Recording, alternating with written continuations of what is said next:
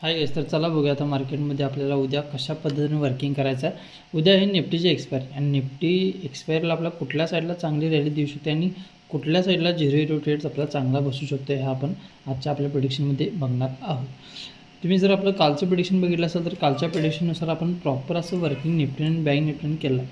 आपण निफ्टीमध्ये व्यू होता की मार्केट ह्या ठिकाणी कॉलला जायला पाहिजे होतं, तसं कॉलला कन्वर्ट केलं। तुमचं टार्गेट फर्स्ट 22,485 आणि 22,507 टार्गेट अचीव केलं।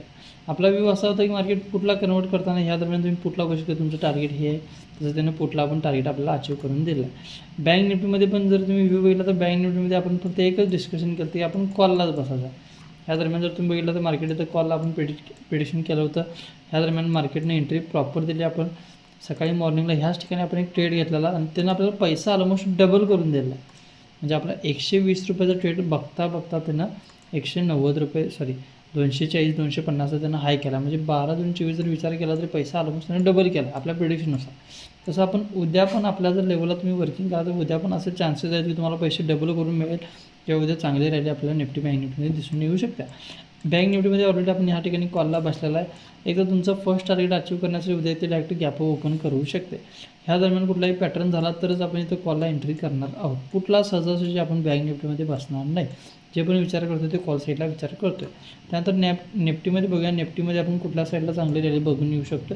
निफ्टीमध्ये ऑलरेडी ह्या ठिकाणी मार्केटने सपोर्ट घेतलेला आहे, त्यामुळे आपल्याला कॉल साईडची रॅली म्हटलं तर 22,485 हे पहिलं टार्गेट आहे, त्यानंतर 22,507 हे पहिलं टार्गेट आहे। आता मार्केटचं म्हणजे निफ्टीचं लॉंग टर्मचं जर टार्गेट बघितला तर लॉंग टर्मचं टार्गेट येणार 22,779 म्हणजे 22,779 हे आपल्याला निफ्टीमध्ये टार्गेट दिसून येऊ शकतं। कारण आता जर निफ्टीमध्ये बघितलं तर हा फ्लॅग पॅटर्न झाला, मग फ्लॅग पॅटर्नचा इफेक्ट मार्केटवर दिसणार आहे। म्हणजे 22,779 तुम्हाला टार्गेट दाखवून येऊ शकते। ह्याचा जो स्टॉप लॉस आपला येणार आहे तो स्टॉप लॉस बघा समथिंग 22,398 येणार आहे। जर 22,398 जर 15 मिनिटाच्या कॅन्डलनं खाली क्रॉस केली किंवा 22,369 जर खाली क्रॉस केलं तर मग आपण इथून थोडं पुटला विचार करणार आहोत। मात्र अन्यथा आपण कॉलचाच विचार करायचा। जे पण ट्रेडिंग करणार ते जास्तीत जास्त आपण कॉल साईडचा विचार करून बसणार आहोत। म्हणजे आपण जे पण मुवमेंट उद्या बघणार आहोत ते कॉल साईडला बघणार आहे आणि 0-0 ट्रेड म्हटला तर उद्या कॉल साईडला चांगली रॅली होण्याचे चान्सेस आहेत। ओके, अशाच आपल्या प्रेडिक्शनसाठी आपल्याला फॉलो करा, सबस्क्राईब करा आणि लवकरात लवकर आपली नवीन मीटिंग चालू होणार आहे। मीटिंगमध्ये वेबिनार चालू होणार आहे। जसं आपण परवा वेबिनार घेतला फॉरेक्स मार्केटबद्दल, तसा आपला नवीन वेबिनार आता चालू होणार आहे।